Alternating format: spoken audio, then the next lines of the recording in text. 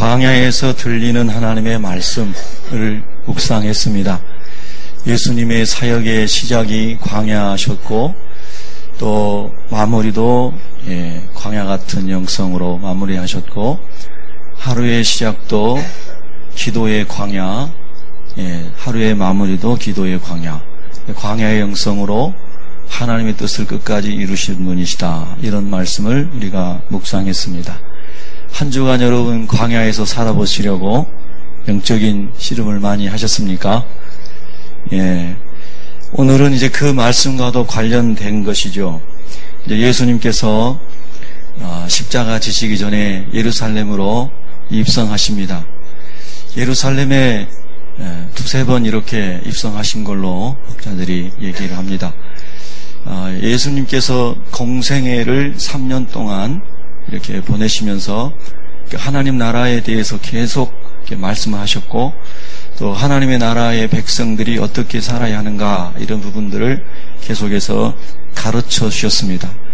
예수님의 삼중 사역이 마태복음 4장 23절에 보면 선포하시고 또 가르치시고 치유하시고 이렇게 되어 있지 않습니까? 그런데 우리가 흔히 예수님의 치유 기사가 그 이적이 어마어마한 놀라운 초자연적인 것이기 때문에 많은 경우에 예수님이 행하신 기적을 더 많이 집중할 수가 있을 수도 있지만 그러나 실제로 보면 예수님의 가르치신 내용이 굉장히 많이 나옵니다. 사도 바울의 경우에도 바울을 통해서 하나님의 초자연 역사가 많이 나타났지만은 실제로 가르침이 훨씬 많다는 것을 우리가 알 수 있습니다. 예수님께서 하나님 나라에 대하여 또 요즘식으로 표현하면 하나님 나라의 윤리에 대하여 제자들에게 많이 가르치셨습니다. 또 예수님의 제자들뿐만 아니라 이미 하나님의 말씀인 십계명을 받아서 그 말씀을 따라 살아갔던 하나님의 선민이었던 이스라엘 사람들도 여전히 하나님의 백성답게 살아야 함이 마땅했습니다. 자, 예수님께서는 공식적으로 공생애를 마감하시기 전 일주일을 앞두시고 이제 예루살렘에 들어오셔야만 합니다. 근데 3년 동안 예수님께서 기존의 이스라엘 하나님의 말씀을 붙잡고 있는 이스라엘 사람들에게 그리고 예수님을 새롭게 만난 사람들에게 계속해서 하나님 나라에 대해서 이제 말씀을 하셨습니다. 그럼 3년 동안의 예수님의 사역으로 인해서 예루살렘 성 안에 있는 특별히 성전에서 일하는 사람들을 중심으로 말씀을 가까이 붙잡고 있는 사람들이 더 많은 변화가 일어나고 하나님의 영광이 머무는 사람들로 살아가고 있을 때에 예수님이 성전을 이제 마지막에 들어가실 때에 마음이 많이 가벼우셨을 것입니다. 그러나 예수님께서 오늘 본문의 41절에 보면 가까이 오사 성을 보시고 우시며 그랬습니다. 예수님께서 가까이 오사 성을 보시고 웃으신 것이 아니라 우셨다라고 하는 것이죠. 우셨다는 말씀 속에는 예수님의 눈물을 흘리셨다고 하는 것을 우리가 볼 수가 있습니다. 그래서 거기 감람산에 가봤더니 거기 예수님이 눈물을 흘리셨던 예루살렘 성을 보시면서 우셨던 그곳에 눈물교회라고 하는 교회가 지어져 있었습니다. 그래서 많은 순례자들이 그 눈물교회에 들어가서 기도하면서 예수님의 눈물을 예수님의 아픔을 이제 묵상하게 하는 그런 장소가 있는 것을 보았습니다. 자, 우리가 오늘 여기 성을 보시고 그랬는데요. 이 성이라고 하는 것은 넓은 의미에서 예루살렘 성곽이 둘러쳐 있는 그 성 전체를 말하는 것이죠. 그런데 예수님께서 감람산 눈물을 흘리시는 곳에서 딱 이렇게 보셨을 때에 바로 앞에 보이는 그 성의 그 중앙에 우리가 흔히 이렇게 일컬어지고 있는 성전산이라고 일컬어지고 있는 성전이 있었던 장소가 거기 있습니다.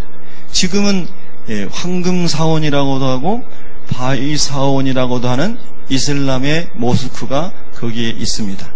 그래서 여러분이 TV에서 많이 보신 것처럼 이렇게 둥근 모양의 그 모스크의 원형에는 500kg이 넘는 황금을 얇게 펼쳐서 다 발라놨다고 합니다. 그래서 황금 사원이라고 붙여져 있습니다. 근데 그 황금 사원 안에 중앙에는 큰 바위가 있는데 그 바위가 모리아 산에서 아브라함이 이삭을 바쳤던 그런 장소다 해서 바위 사원이라고도 불려집니다. 자, 예수님께서 크게 보면 그 성을 보셨습니다. 그러나 그 성의 주요한 부분이 성전산이고 성전산의 핵심이 성전이고 성전의 중심부가 지성소입니다. 그것을 보시면서 예수님께서 우셨습니다. 성전에 많은 사람들이 드나들며 하나님 앞에 죄를 사함받게 하여 제사를 드리고, 그리고 많은 사람들이 그 땅을 밟을 때마다 거룩함을 회복하고 변화된 장소가 되어야 되는 곳이 성전인데, 예수님께서 3년 동안을 그 말씀을 전하셨음에도 불구하고 여전히 그 성전에는 돈을 바꾸는 사람들, 비둘기 파는 사람들, 즉 돈의 모든 마음을 다 빼앗겨버린 사람들로 가득 차 있었다고 하는 것이죠.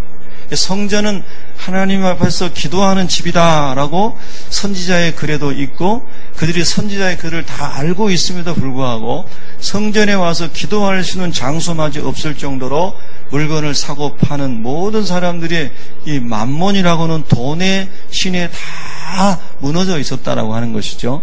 그것이 주님께서 성전을 보시고 우셨던 참 주님의 눈물이고 아픔이었습니다. 그래서 45절에 보시면 누가복음 19장 45절 한번 읽겠습니다. 두 절을 읽습니다. 시작. 성전에 들어가사 장사하는 자들을 내쫓으시며 그들에게 이르시되 기록된 바 내 집은 기도하는 집이라 하였거늘 너희는 강도의 소굴을 만들었도다 하시니라. 아멘. 성전은 구약시대나 지금에나 마찬가지로 우리가 하나님 앞에 가서 하나님께 예배를 드린다고 하는 것은 우리가 거룩해진다고 하는 것이죠. 예수님의 보혈로 목욕한 자일지라도 또 많은 자범죄들을 지으면서 더럽혀진 우리가 기도하고 예수님 앞에 이렇게 예배를 드리면서 우리가 더 하나님의 그 거룩함을 입는, 그리고 그 입기를 소원하는, 그것이 또 예배가 아니겠습니까? 이스라엘 사람들 시대는 제사였죠. 그런데 그렇게 수많은 제사를 드리고 제사 드리기 위해서 재물을 사고 파는 그런 일들을 하면서도 정작 그들의 영혼은 거룩하지 못하고 세상의 탐욕에 사로잡혀 있었다 하는 말씀입니다. 이사야 8장 18절에 보면은 보라 나와 및 여호와께서 내게 주신 자녀들이 이스라엘 중에 징조와 예표가 되었나니 이는 시온산에 계신 만군의 여호와께로 말미암은 것이니라. 이런 말씀이 나옵니다. 여기서 나는 이사야죠. 이사야에게 하나님이 아들들을 주셨는데 그 아들들의 이름이 이스라엘이 하나님 앞에 징계를 받는다라고 하는 의미들을 가지고 있어요. 자, 오늘 이제 우리가 하반절에 보면 시온산에 계신 만군의 여호와께로 말미암은 것이니라 그랬습니다. 즉 여기서 하나님께서 시온산에 계신다. 이 시온산이라고 하는 것은 성전을 얘기하는 것이죠. 성전. 자, 오후 시간에 제가 이제 계속 이스라엘 이야기를 지난주부터 해서 계속해서 하려고 합니다. 오늘 오후 주제도 시온에 관한 이야기를 오후 예배 시간에 계속 할 거기 때문에 지금 시간은 오늘 이 말씀과 관련지어서 잠깐만 말씀을 드리겠습니다. 시온이라고 하는 땅은 원래 땅입니다. 땅, 지명이에요. 그래서 여부수 부족이 가지고 있었던 땅이었는데 다윗이 그 땅을 이제 되찾았죠. 아브라함이 다 허락하신 우리 땅이다 해가지고 되찾았습니다. 그래서 다윗이 거기서 거주하였는데 지금은 예루살렘 성곽 밖에 조그만 그 바깥에 있는 곳입니다. 그래서 그게 그 당시에는 작은 언덕이었는데 그 땅 이름이 그냥 시온이었습니다. 이 시온이라는 이름이 신앙적인 의미로 계속해서 이제 담아지면서 예루살렘 산, 성전산을 시온산이라고 일컫기도 하고 예루살렘 전체를 시온이라고도 일컫게 하고 큰 범위로, 영적인 범위로 확대되고 적용되고 하는 과정들이 있습니다. 그래서 여기 이사야 8장에 나오는 시온산은 이사야 시대의 이스라엘 백성들이 예루살렘 성전이 있는 예루살렘 전체를 통틀어서 시온산이라고 불렀다는 것이죠. 그래서 그것을 핵심으로 들어가면 그 예루살렘 안에 있는 성전산 안에 있는 성전을 가리킨 거예요. 그래서 그곳에는 누가 계신가? 그 시온산에는 누가 계신가? 만군의 하나님 여호와가 계신 것이다. 그 만군의 여호와 하나님, Almighty God이라고 하는 그 말씀이 원래 본래적으로 의미로 보면 쉐키나라고 하는 영광스러운 하나님을 담고 있습니다. 영광스러운 하나님.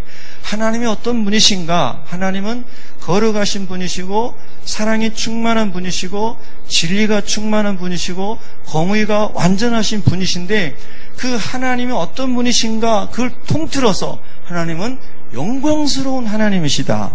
어떻게 표현할 수가 없다는 거예요. 하나님 말씀, 하나님의 이름만 들어도 하나님, 그냥 사람들이 이스라엘 사람들이 놀래서 하나님 이름을 함부로 못 부르지 않습니까?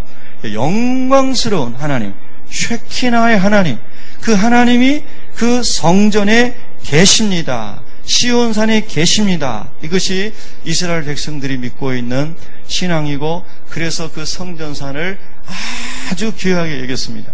지금도 유대인들은 이미 성전은 다 없어졌고 이슬람의 모스크가 있지만 그 성전산의 땅을 밟지 않는다는 것입니다. 그러니까 랍비들의 법에 따라서 그들이 밟지 않는데 왜 밟지 않는가? 그 성전산의 성전이 지성소가 있었던 위치가 어디인지 정확하게는 알 수 없어요. 다 회파되고 이제 없어졌으니까. 그런데 혹시 유대인들이 그 산에 올라갔다가 지성소가 있었던 땅을 밟을까봐, 그래서 하나님의 거룩함을 그들이 이렇게 더러운 몸으로 이제 침범할까봐, 그래서 이스라엘 사람들, 신앙적인 열심을 가지고 있는 사람들은 시온산 자체를 밟지 않는다는 겁니다. 그 안에 들어가는 것 자체를 금한다는 거예요. 우리 같은 순례자들은 허락이 돼서 안내자에 의해서 들어가지만 유대인들은 안 들어가려고 한다. 그만큼 그들은 하나님이 거하시는, 하나님의 영광이 거하시는 그 장소를 귀히 여겼다. 그리고 지금도 귀히 여기고 있다. 이런 말씀입니다. 자, 그럼에도 불구하고 그 엄청난 하나님의 영광과 거룩함이 머물러 있는 그 땅이 지금 온갖 장사치들로 가득 차 있으니 주님이 우실 수밖에 없으셨다라고 하는 것이죠. 오늘 그럼 우리가 신약시대에 와서 보면은 이제 신약시대에서는 고린도전서 3장에 보면 여러분 한번 다 찾아보시겠습니다. 아시는 말씀이지만 고린도전서 3장 16절, 17절 두 절을 보겠습니다.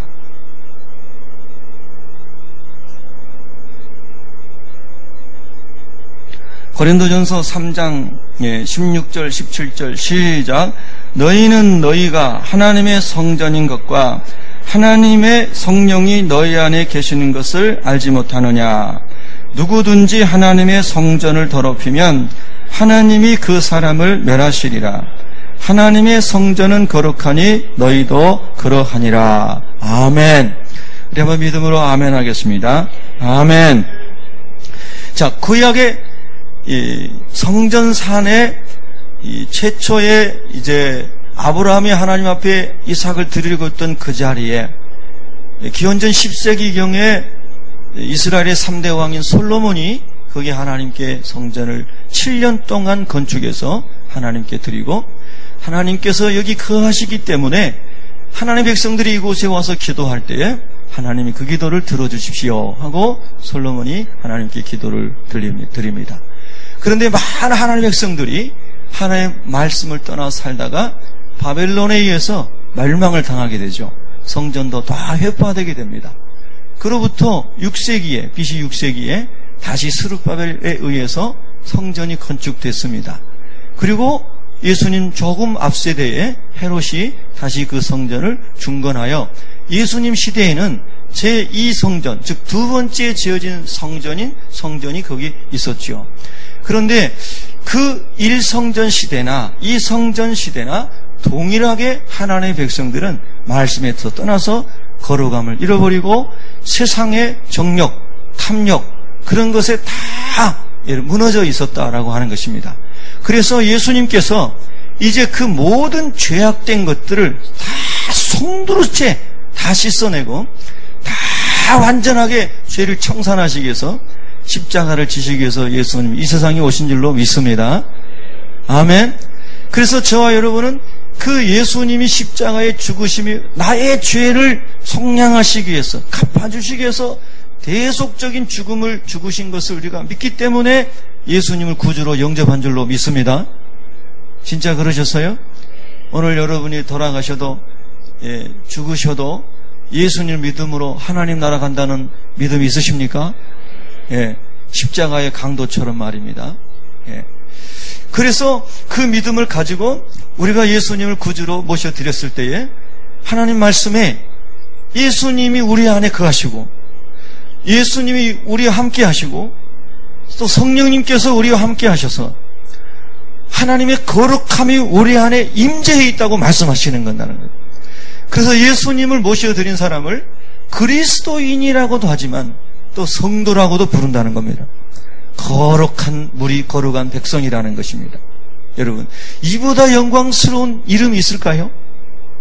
여러분, 목사라는 그런 호칭은 목양을 하는 직분의 이름입니다. 성도라고 하는 이름은 본질적으로 예수 그리스도의 보혈로 내가 변화돼서 하나님이 의롭다고 인정해줘서 하나님의 자녀 거룩한 백성이 되었다고 하는 엄청난 이름입니다. 아멘. 그래서 저와 여러분이 성도라고 일컬어짐을 받는 것은 감히 감당할 수 없는 것이지만 전적인 하나님의 은혜로 우리가 그 은혜로 그 이름을 받은 것입니다. 그러니까 성도라는 이름보다 존귀한 게 있습니까, 여러분요? 얼마나 성도라는 이름이 거룩한 이름입니까? 여러분, 아무개 성도니 그러면 그 말을 들을 때 우리 속사람이 떨려야 됩니다. 아직도 성도밖에 못 됐어. 그런 말 하면 큰일 납니다. 교회를 몇 년 다녔는데 아직도 성도야? 그런 말 누가 할 수 있잖아요. 얼마나 하나님을 말씀을 모르면 그런 말을 하는지 모릅니다. 다른 모든 집사, 권사, 장로, 목사 이런 것은 주님의 교회를 섬기기 위한 직분이지요. 그렇지요? 성도라는 이름은 예수님의 보혈 안에서 하나님이 우리에게 주신 엄청난 특권입니다. 아멘. 여러분 옆 사람에게 축하하겠습니다. 성도 되신 것을 축하드립니다. 아멘. 그러면 여러분은 예수님 믿지 않으신 분이 장관인 것을 자랑하고 대통령인 것을 자랑하고 세상에서 잘 유명한 사람이 된 것을 자랑한 것보다 여러분은 내가 성도된 것을 더 자긍심을 가지고 더 자랑할 수가 있겠습니까? 내가 예수님 안에서 성도된 것이면 하나님 나는 그 어떤 이름과도 바꿀 수 없는 엄청난 기쁨이 있습니다. 이렇게 여러분 진짜 고백할 수 있으시겠습니까? 그것이 예수님 만난 사람의 기쁨입니다. 예수님 안에서만 우리가 성도 될 수 있기 때문입니다. 세상의 어떤 것들은 노력하면 얻을 수 있습니다. 그러나 성도는 예수님 외에는 절대로 우리에게 주실 수 없는 이름입니다. 그러니까 성도는 얼마나 존귀한 이름입니까? 그러니까 그 성도들이 모인 교회, 그 성도들이 모인 성전, 이것은 너무나 거룩한 곳이 되어야 마땅하다는 것입니다. 그러나 우리 주님 모실 때에 그렇지 못했습니다. 그래서 주님이 우셨습니다. 여러분, 오늘 우리가 예수님을 모셔드린 이후에 내 마음이 하나님의 성전이라고 하나님 말씀하신 것을 또 한 번 깊이 기억하실 수 있기를 바랍니다. 내가 성전이라는 것입니다. 내가 성전이라는 것이에요. 한번 따라하겠습니다. 내가 성전입니다. 아멘. 거룩하신 하나님이 우리 안에 모셔드려졌기 때문입니다. 그래서 우리가 성전이 되었습니다. 거룩한 사람이 되었습니다. 놀라운 은혜입니다. 예. 정말 잘 생각해 보셔야 됩니다. 우리는 예수 이름을 믿는 사람으로 어떤 일을 하는 것보다 더 중요한 것은 내가 예수님의 거룩함이 머무는 하나님의 영광이 머무는 처소가 되는 것입니다.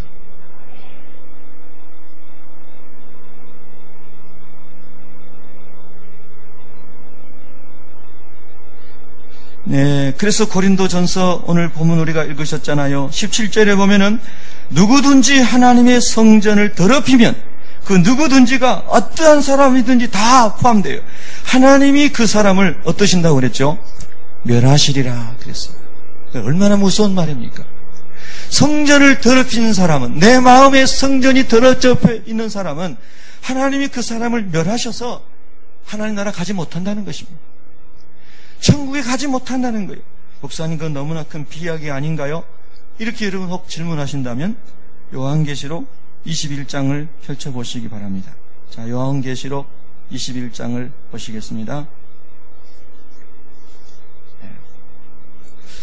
요한계시록 21장 27절을 보시기 바랍니다. 자, 함께 읽습니다. 27절 시작. 무엇이든지 속된 것이나 가증한 일 또는 거짓말하는 자는 결코 그리로 들어가지 못하되 오직 어린 양의 생명책에 기록된 자들만 들어가리라. 아멘.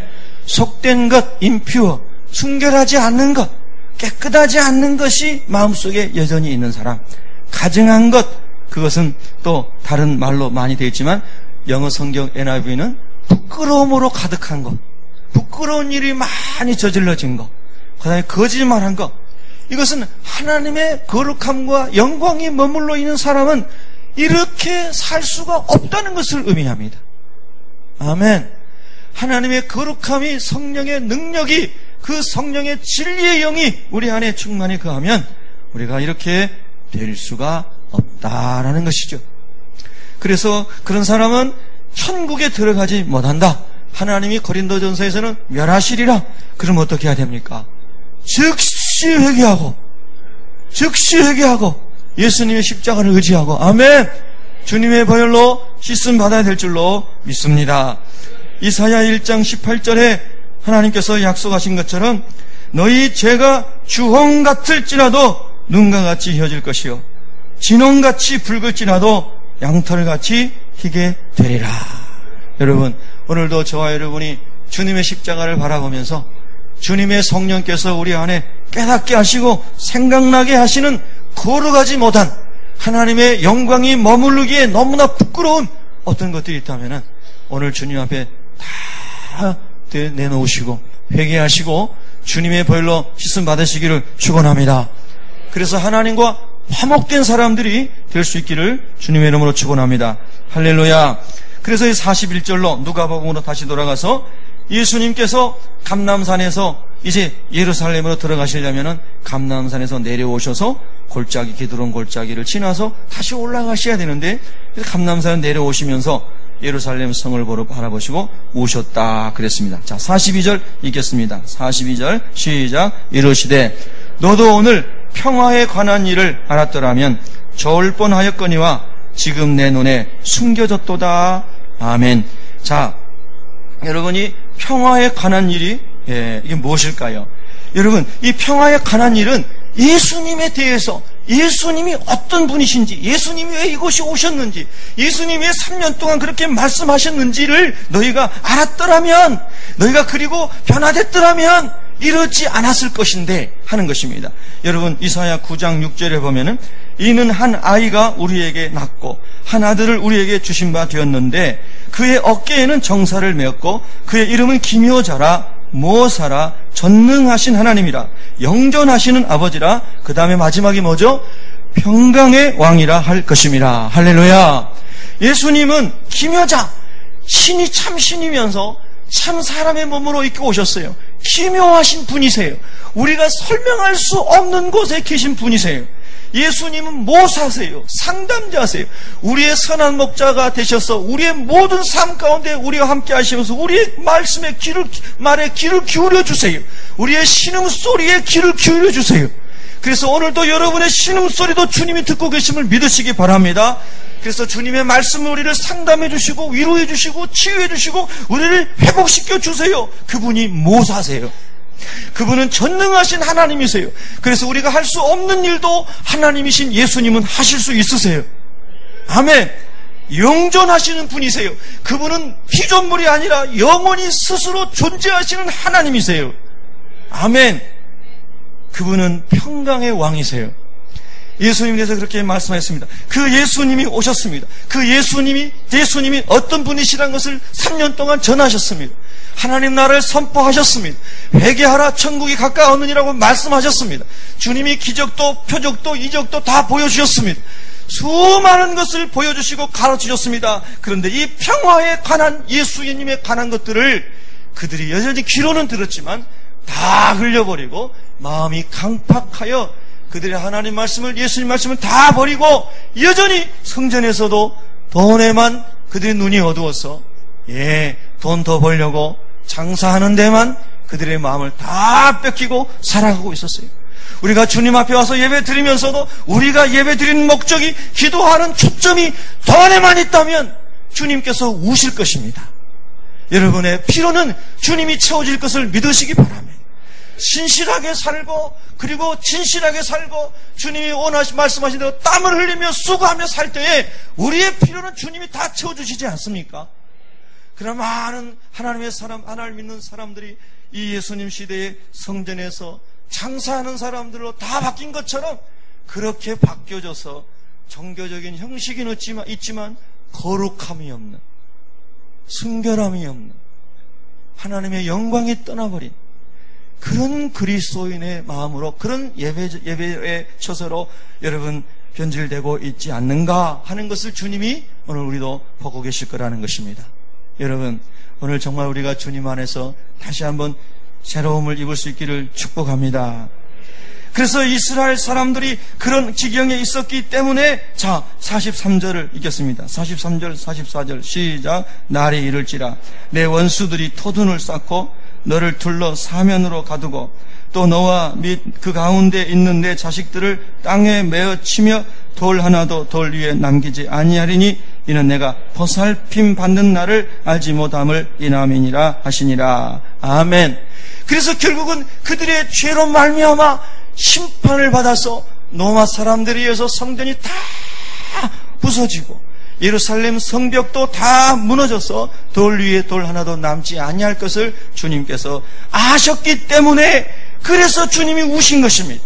오늘도 우리가 회개하지 아니하고 죄 가운데 있으면서도 여전히 예배의 형식 가운데 취해 있고 할 때에 그들의 영혼이 멸절될 것을, 멸망할 것을 주님이 아시기에 주님은 그런 영혼을 향해서 눈물을 흘리시며 울고 계시는 것을 기억하시기 바랍니다.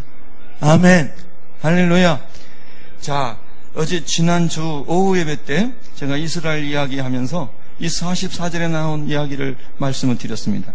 돌 하나도 돌 위에 남기지 아니하고 다 무너진다 했는데, 우리가 흔히 TV에서 많이 보는 것처럼 이스라엘 예루살렘 성벽 중에 서쪽 벽이 남아있어서 거기서 이스라엘 사람들이 기도 쪽지를 거기다 꽂고 통곡하며 기도하는 것을 많이 봤는데, 이 성경이 틀리지 않느냐 이렇게 질문하는 사람이 있더라고요. 저도 가보지 않았을 때는 그걸 잘 몰랐습니다. 근데 가서 질문을 했지요. 그러니까 이제 거기 가이드가 구약 성경 전공한 사람입니다. 히브리 대학에서. 그래서 설명을 쫙 해줍니다.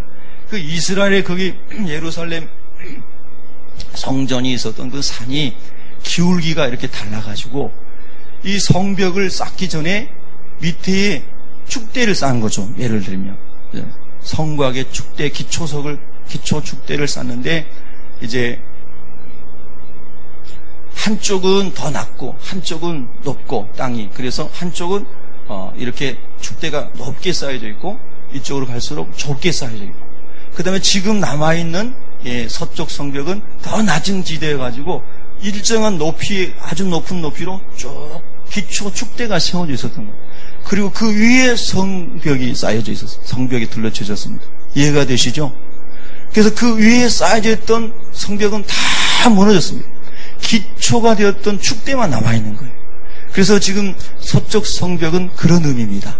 거기가 제일 낮은 지역이었고, 그래서 그 축대가 남아있는데, 거기에서 이제 이스라엘 사람들이 울면서 이제 기도를 하고 하는 것을 이제 볼 수가 있습니다. 자, 44절은 어쨌든 다 예언이 성취되었다는 것을 설명하고자 한 것입니다. 아멘. 자, 예수님께서 이렇게 말씀하셨어요. 그래서 제2성전이라고 일컬어졌던 스룹바벨 성전이 서기 70년에 로마의 티투스 장군에 의해서 다 무너지고 예루살렘에 있던 사람들이 엄청난 고통을 당하였습니다. 자, 마태복음 24장으로 넘어가겠습니다. 마태복음 24장에 보면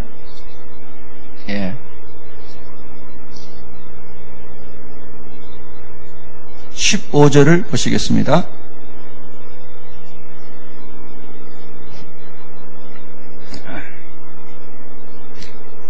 자, 15절을 같이 읽습니다. 시작. 그러므로 너희가 선지자 다니엘이 말한 바 멸망에 가증한 것이 거룩한 것에 선 것을 보거든 읽는 자는 깨달을진저. 아멘.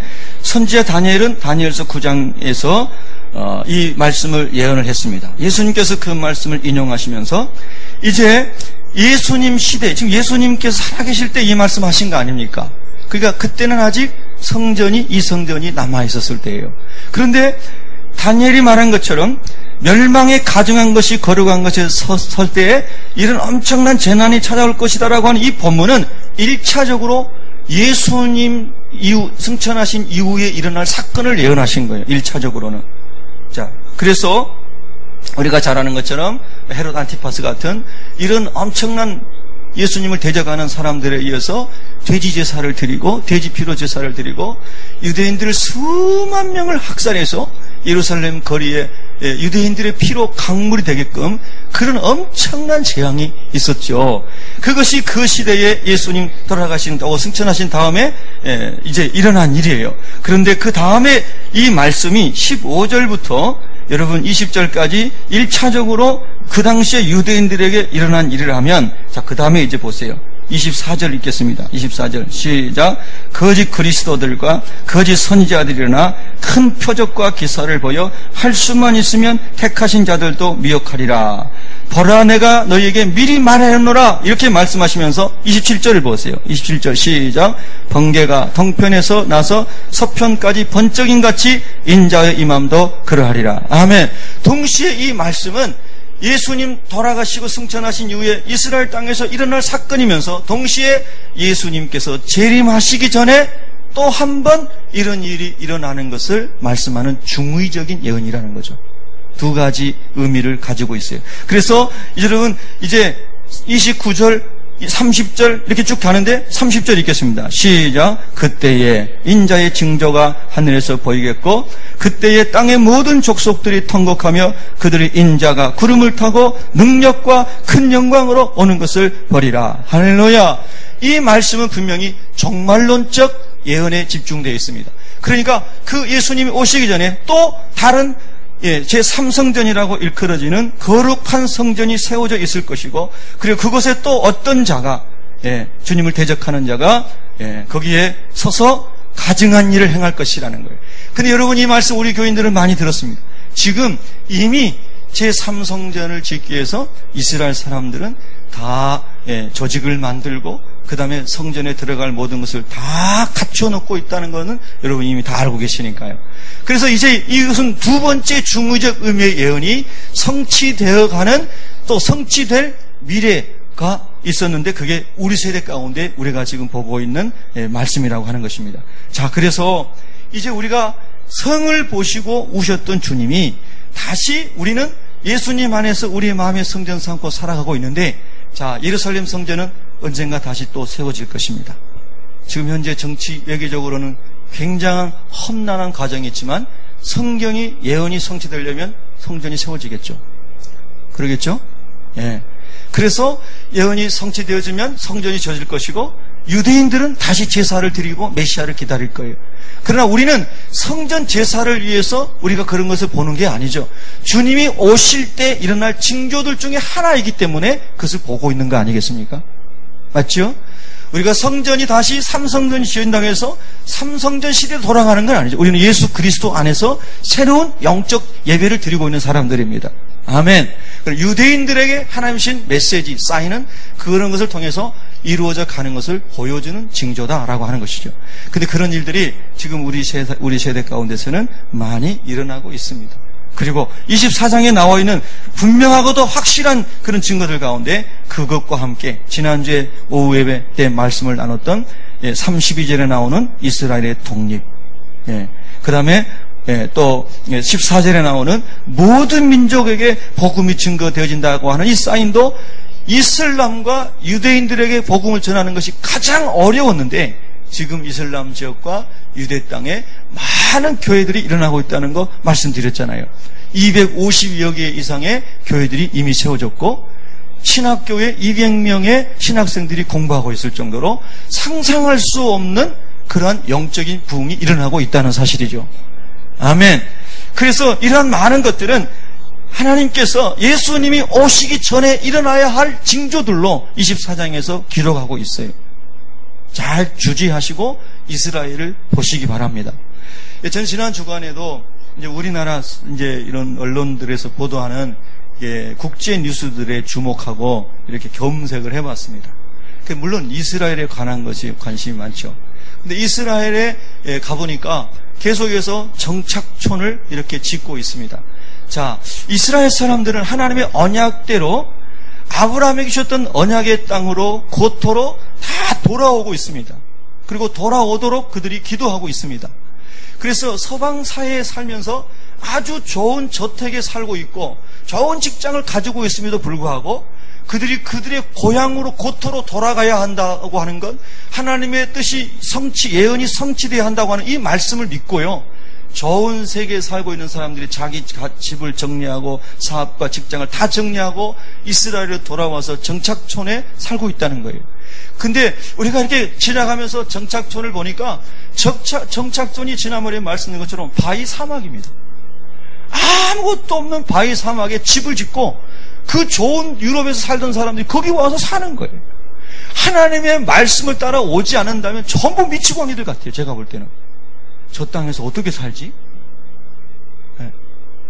텔아비브 같은 경제적으로 번영한 도시로 다 몰려드는 게 아니고요. 그 광야 같은 곳에다가 집을 짓고 정착촌에서 살아요. 하나님의 뜻이 이루어진다고 하는 것을 믿기 때문에. 여러분 놀랍잖아요? 여러분 우리는 성경을 가지고 세계사를 볼 수 있기를 바랍니다. 그러니까 국제적인 뉴스를 볼 때마다 가능하면 짧은 지식이지만 성경적 관점에서 보려고 애써보시기 바랍니다. 그랬더니 지난주에 유엔의 유력한 분이 우리나라 분이에요. 그분이 이제 이스라엘 관계된 그런 말씀을 하신 것이 나왔어요. 보니까 이스라엘 땅에 이스라엘 사람들이 돌아와서 정착촌을 건설하는 것을 유엔에서는 적극 반대하지 않습니까? 팔레스타인 사람들을 이제 더 지지하죠. 그러나 성경적으로 보면 하나님 주신 언약의 땅으로 돌아와야 하고 그리고 이스라엘 사람들이 하나님께로 돌아오고 유대인의 이방인의 충만한 수가 채워지고 유대인의 회복이 이루어질 때에 예수님이 오신다는 징조 중에 아주 유명한 놀라운 약속 아닙니까? 맞나요, 여러분요? 네. 그렇기 때문에 유대인은 하나님의 언약을 따라서 그들이 막 돌아오고 있는 거예요. 사방에서 오고 있는 거죠. 사방에서 오고 있는 거예요. 그래서 그런 척박한 땅에다가 정착촌을 짓고 거기서 살고 있어요. 참 신기하더라고요. 저 수만 아무 나무 한 그루 없는 우리가 보는 저런 소나무 한 그루 없는 저런 돌 사막 위에다가 왜 저렇게 집을 짓고 살까? 하나님의 말씀이 아니면 해석이 안 됩니다. 여러분 정말로 놀라운 사건들이 지금 막 일어나고 있다는 거예요. 그래서 그런 관점에서 그런 역사적인 사건들도 이제 보려고 한다고 하는 것입니다. 물론 모든 하는 일마다 이스라엘이 잘한다는 얘기가 아닙니다. 하나님의 말씀이 이루어져 가는 과정을 보자는 것이죠. 아멘. 여러분 잘 이렇게 분별할 수 있기를 바랍니다. 그래서 다시 이제 누가복음으로 돌아갑니다. 누가복음 돌아가가지고 그 성을 바라보시면서 주님이 원하시는 거룩함을 회복하지 못하는 것을 보시고 주님이 우셨어요. 오늘도 우리가 종말론적으로 볼 때 지금 예수님이 성을 들어가실 때는 그 당시에 그 성에 임할 하나님의 심판을 보셨어요. 그래서 주님 우셨어요. 지금 오늘 우리 이 시대에도 이제 주님이 다시 오심이 임박한 때에 여전히 주님을 안다고 하는 백성들 가운데에도 그리고 예배 중에도 우리가 모이는 공동체 속에서도 주님의 영광스러움과 거룩함이 누려지지 못하고 그것이 경험되지 못하고 있다면 그것을 보고 주님이 우실 거라는 거예요. 저는 오늘도 새벽에 일찍 일어났어요. 그래서 이제 거실 식탁에 앉아서 성경을 열심히 한 2시간 이상 이렇게 봤습니다. 성경을 보면서 어제까지는 그 말씀이 깊이 안다고 하는데 오늘 새벽에는 가까이 오사, 이 말씀이 주님이 지금 내 안으로 가까이 오시고 계시구나, 이렇게 이게 싹 그냥 번개 맞은 것처럼 딱 왔습니다.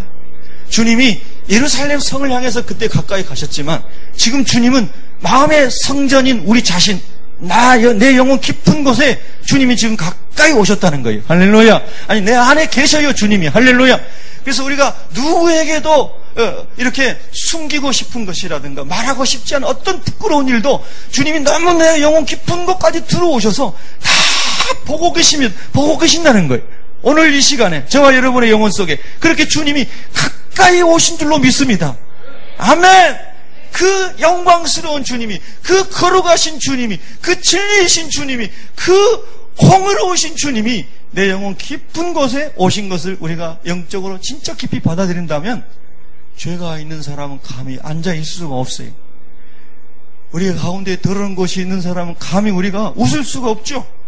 주님 앞에서 나도 모르게 영혼의 눈물이 흐르고 회개가 터져나오고, 주님, 나의 죄가 주홍 같을지라도 진홍 같을지라도 눈같이 양털같이 주님의 보혈로 씻어주세요.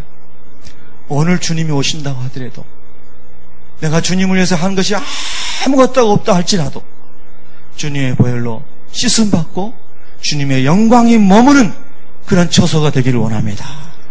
할렐루야. 주님, 제가 주님을 위해서 한 것이 아무것도 없습니다. 나는 천도도 못합니다. 나는 다른 거 한 게 아무것도 없습니다. 그러나 주님의 보혈로 내가 정결하게 될 수 있기를 원합니다. 할렐루야.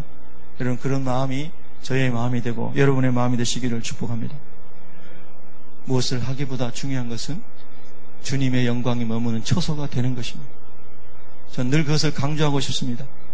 에베소서 2장 14절에 보면은 그는 우리의 화평이신지라, 예수님은 우리의 화평, 뒤집으면 평화이신지라, 둘로 하나를 만드사 원수된 것 곧 중간에 막힌 담을 자기 육체로 허시고, 우리 예수님은 십자가의 보혈로 말미암아 하나님과 우리 사이에 막힌 담을 허셨고 죄의 담을 헐어버리셨고, 할렐루야. 유대인과 이방인 가운데 섰던 율법으로 말미암았던 무거운 벽을 헐어버리셨고, 할렐루야. 우리 사람 사이에는 모든 벽도 주님의 보혈로 허무신 것을 믿으십니까? 아멘.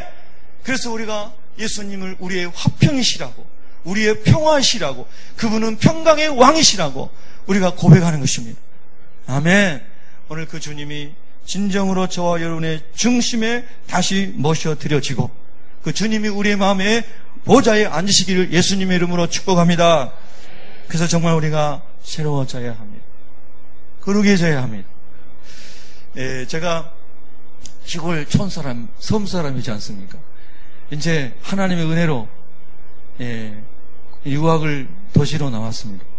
고등학교를 유학 나온 겁니다. 방학이 되면 다시 이제 시골에 내려가야 됩니다. 방학 때에 이제 배를 타고 서해안 서쪽 바다로 쭉 가다 보면요, 한참 가면은 이렇게 산 모퉁이가 있는데 거기 등대가 하나 있습니다. 그 등대가 하나 나오면 그 다음에는 끝이 안 보이는 큰 바다가 이제 있습니다. 그래서 첫 번째 그 등대가 나오면은 이제 긴 바다가 나오는구나. 얼마나 걸릴까? 얼마나 배가 느린지 한 5시간을 배 타고 갔거든요. 그 당시에는. 여러분, 짧은지 아무런 저기도 없으신데 굉장히 참 막 풍랑이 일고 그럴 때는 굉장히 무섭고 두렵고 그래요. 그러면 배 저 밑창에 내려가가지고 진짜 연화 생각하면서 거기서 배 밑바닥에 딱 엎드려가지고 있었어요. 왜냐면 배가 막 이렇게 길기 때문에 앉아 있을 수가 없어요. 넘어지기 때문에. 그래서 다 누워있어요. 배 밑창에 내려가가지고. 그걸 5시간 가는 겁니다. 비가 약한 사람 다 토하고 난리가 납니다. 그래서 그 등대를 보면 저 먼 바다를 가야 되는 거예요. 그래 이제 끝나게 되면은 또 이제 산 모퉁이에 등대 가는데 그 등대를 돌면은 날이 좋으면 이제 제가 내려야 할 부두가 보입니다. 그 등대를 보면은 이제 다 왔구나. 이제 다 왔구나. 예. 그런데 언제나 겨울이나 여름이나 언제나 그 등대는 거기 있습니다. 그리고 배가 그 길을 지나가는 뱃길을 항상 안내해 주고 있습니다. 저녁에는 불을 밝히고, 낮에는 등대 색깔이 하얘요, 까매요? 하얗잖아요. 하얀 등대가 항상 거기 서 있습니다. 언제든지 항상 그 자리에 서 있습니다. 한번 따라 하겠습니다. 언제든지 항상 그 자리에 서 있습니다. 성도가 뭘까요? 하나님의 영광, 거룩함이 임한 우리가 항상 언제든지 그 자리에 하나님의 거룩함으로 서 있는 사람들이죠. 그래서 사람들이 그렇게 물어볼 거예요. 거룩한 곳이 요즘에 어디 있을까? 거룩한 사람을 만나볼 수 있을까? 사람들이 그렇게 누군가를 거룩한 것을 찾을 때 항상 그 자리에 있는 등대처럼 저와 여러분이 설 수 있었다면 얼마나 좋을까요? 아멘. 진짜 좋겠죠. 그럼 우리 주님께서 우리를 보시고 울지 않으시고 웃으실 겁니다. 아니, 우신다면 기뻐서 우실 겁니다. 아멘. 저는 그런 사람이 좀 되고 싶었어요. 주님 말씀을 읽으면서 묵상하면서 많이 속사람을 들여다보면서 하나님, 다 설명할 수 없어도 하나님 앞에서는 그런 사람으로 설 수 있기를 원합니다. 이 사람은 10년이 지나도 40년 만에 만나도 50년 만에 만나도 이 사람은 늘 하나님의 거룩함이 있는 사람이다. 하나님의 은혜가 머물러 있는 사람이다. 아멘. 그런 말을 들었으면 좋겠어요. 10년, 20년 지났는데 돈 더 많이 벌었어요. 집은 더 큰 데로 이사 갔어요. 그런 것도 기쁨이 될 수 있겠지만, 작은 기쁨이 될 수 있겠지만, 여전히 당신은 거룩한 사람으로 있군요. 여전히 당신은 진리 안에 머물러 있군요. 여전히 당신은 하나님께서 기뻐하시는 사람으로 그 자리에 서 있군요. 할렐루야. 머리가 휘어졌어도 속사람은 여전히 날로 새로워져가는 사람으로 서 있을 수 있다면 주님 얼마나 기뻐하실까. 그것이 묵상하고자 하는 것이었습니다. 여러분, 제가 그렇게 될 수 있도록, 또 여러분이 그렇게 되실 수 있도록 서로 중보하시고 함께 승리할 수 있기를 주님의 이름으로 축복합니다. 기도하겠습니다.